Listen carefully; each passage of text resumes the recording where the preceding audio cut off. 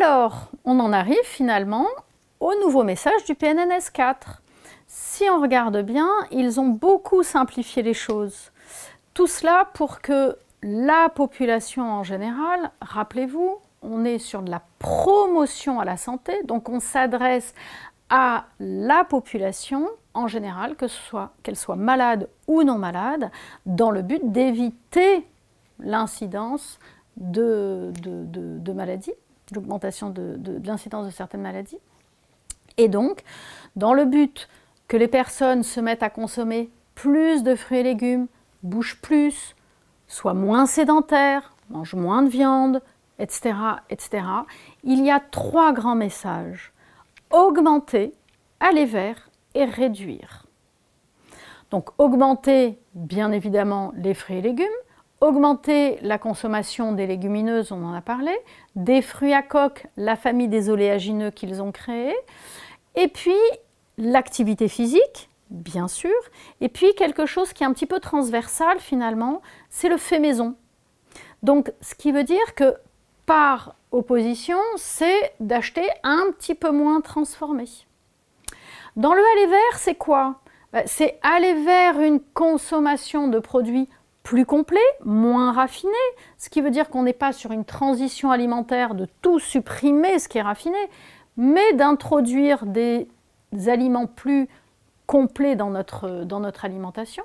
d'aller vers une consommation de poissons gras, puisque c'est important qu'ils nous apportent des oméga 3 dont on manque terriblement,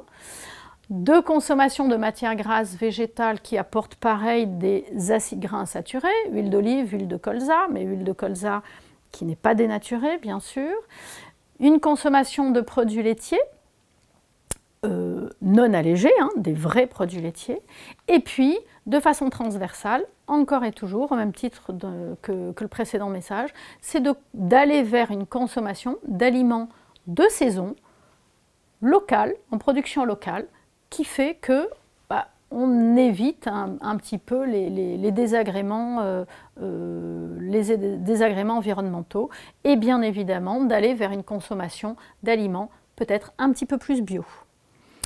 Dans le message réduire, on est la réduction de la consommation d'alcool, la réduction des boissons sucrées, je vous ai dit ce sont des vrais produits sucrés, les produits salés, tout ce qui est charcuterie et viande rouge, bien sûr. De façon transversale, encore et toujours, de consommer, d'être dans